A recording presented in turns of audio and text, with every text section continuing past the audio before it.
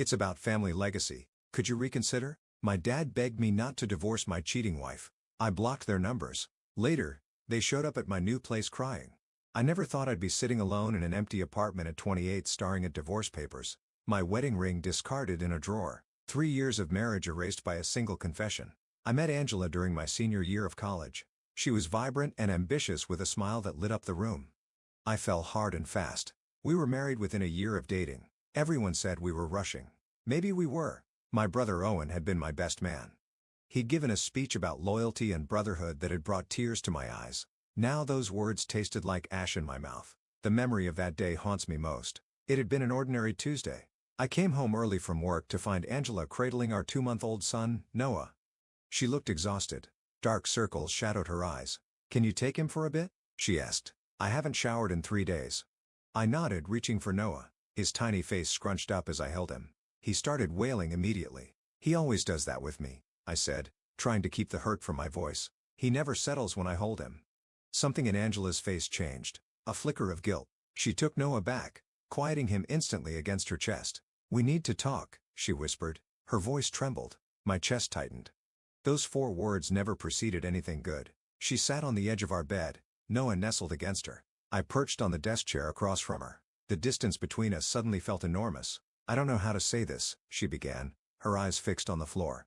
"Just say it." My voice sounded foreign to my own ears. "Noah isn't yours." The words hit me like a physical blow. My ears rang. The room tilted sideways. "What do you mean?" I asked, though I already knew. She finally looked up. Tears streamed down her face. "I've been seeing someone else. It's been going on for a while since right after we got married." My mind raced through possibilities.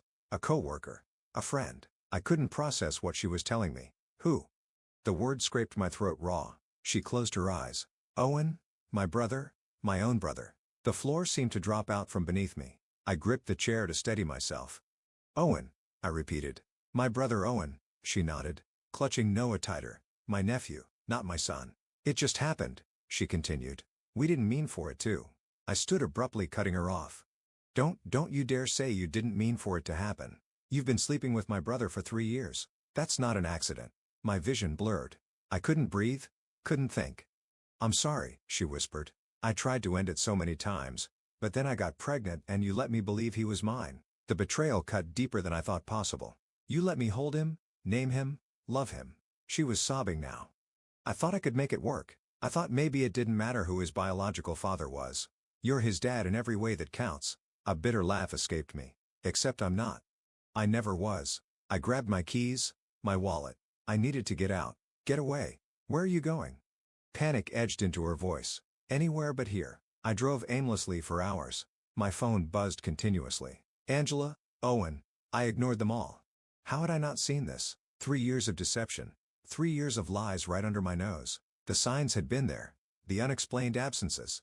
The secretive text messages. Owen showed up at our house when I wasn't expecting home. I'd been blind, willfully, stupidly blind. I checked into a hotel that night, laid on the bed fully clothed. Sleep wouldn't come. Morning brought a strange clarity. I knew exactly what I needed to do. I called a lawyer before breakfast. By lunch, I'd filed for divorce.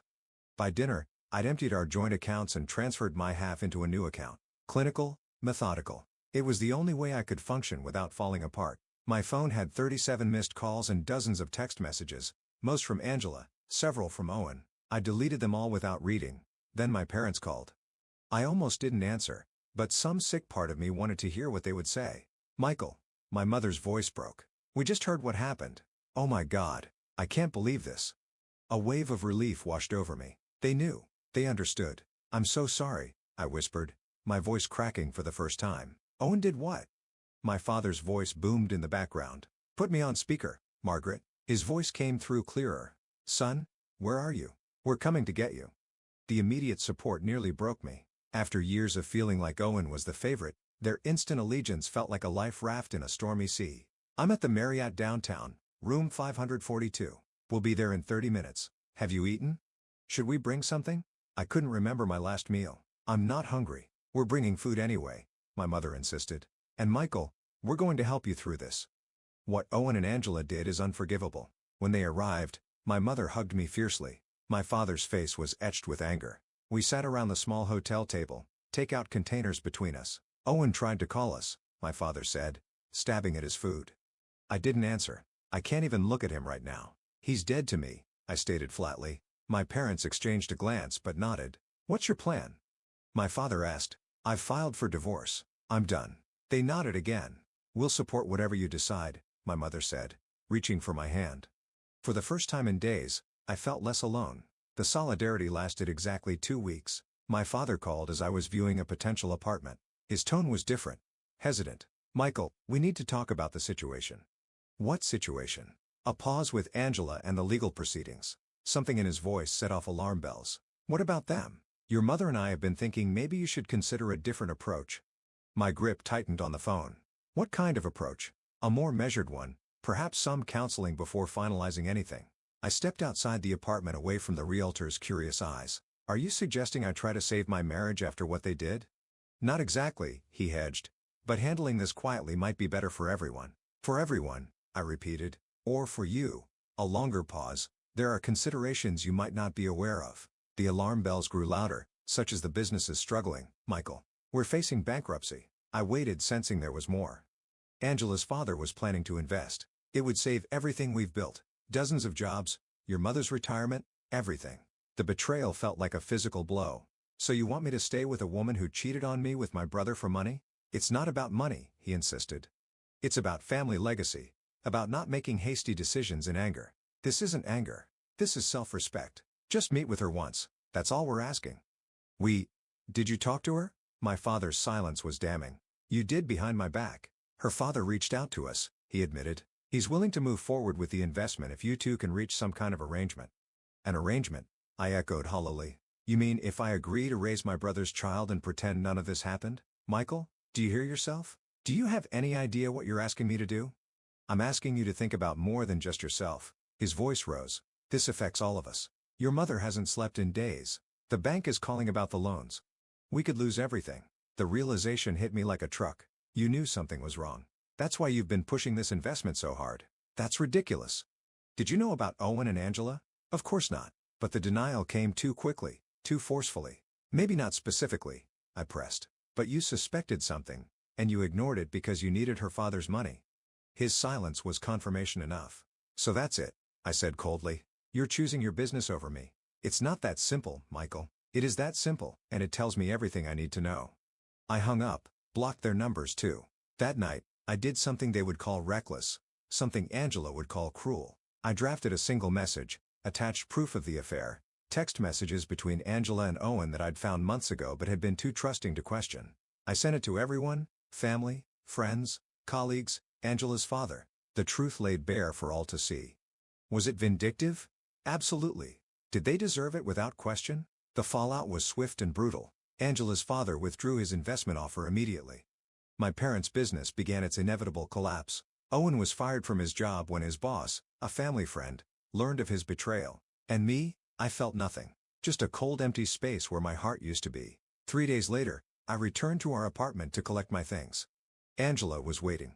Noah asleep in his crib nearby. She looked terrible. Good. You've ruined everything, she said. Her eyes were red-rimmed, her hair unwashed. My father won't speak to me. Everyone knows. You ruined everything, I corrected her. You and Owen. I just exposed the truth. Did you have to tell everyone? Did you have to destroy your parents' business too? I laughed bitterly. They chose their side. It wasn't mine. I started gathering my belongings, clothes, books, the watch my grandfather had given me. I left the photos, the wedding gifts, the life we'd built on lies. What am I supposed to do now? She asked, her voice small and broken. Not my problem. Michael, please. She grabbed my arm. I made a terrible mistake, but no one needs a father. He has one. Owen can step up. She shook her head frantically. He won't. He's disappeared. Won't answer my calls. Of course, he wouldn't.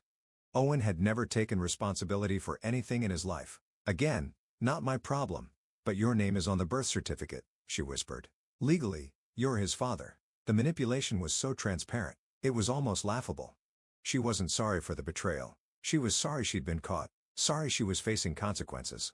I'll have my lawyer handle that too. I pulled away from her grip. I want nothing to do with either of you. Her face hardened. You can't just walk away. I'll take you for everything you have. Child support, alimony. The courts will side with me.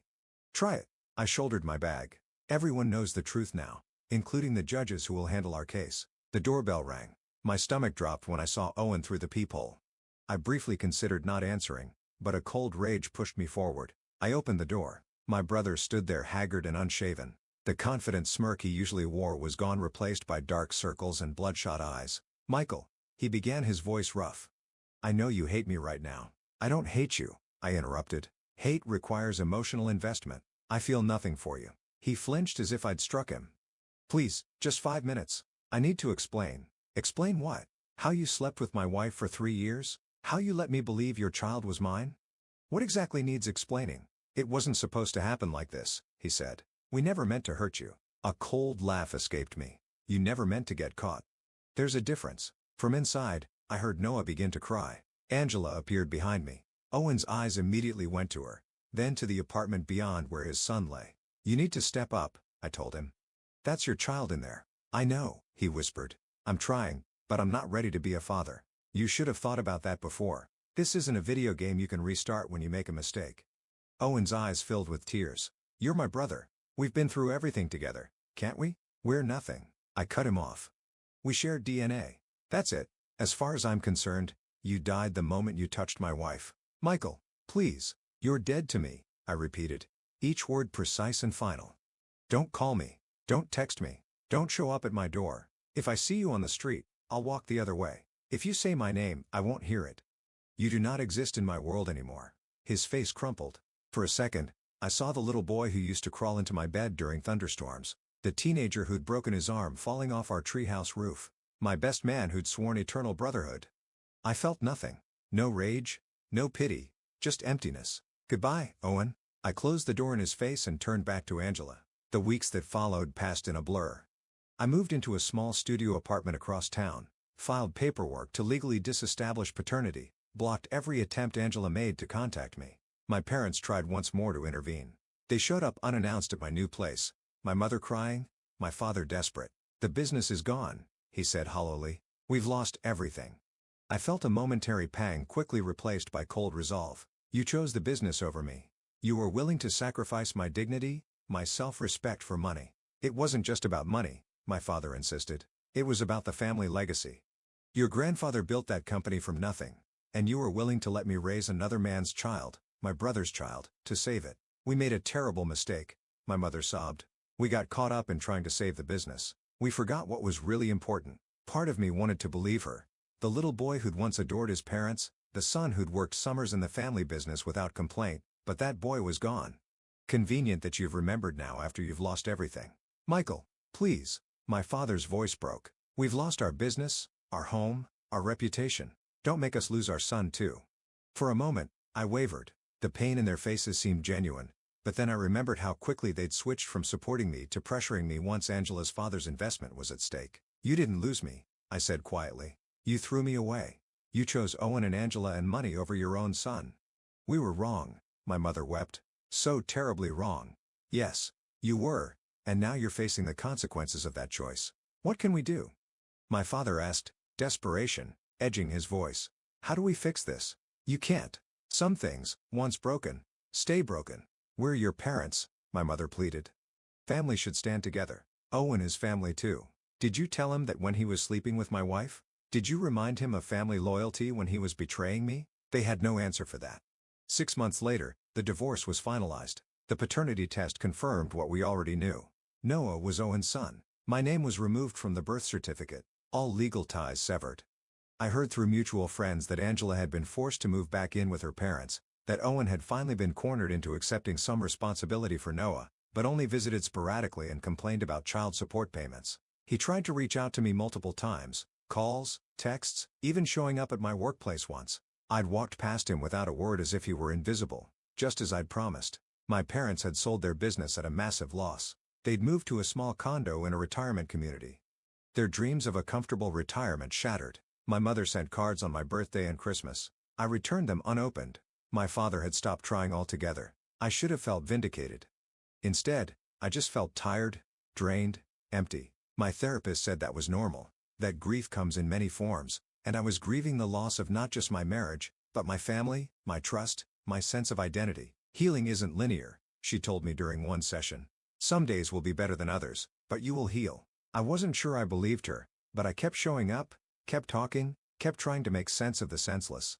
I joined a gym, started running, found an odd comfort in the physical pain of pushing my body to its limits. There was clarity and exhaustion, a temporary respite from the thoughts that haunted me. A year passed, then another. I was promoted at work, made new friends, went on a few dates, though nothing serious. The thought of trusting someone again seemed impossible.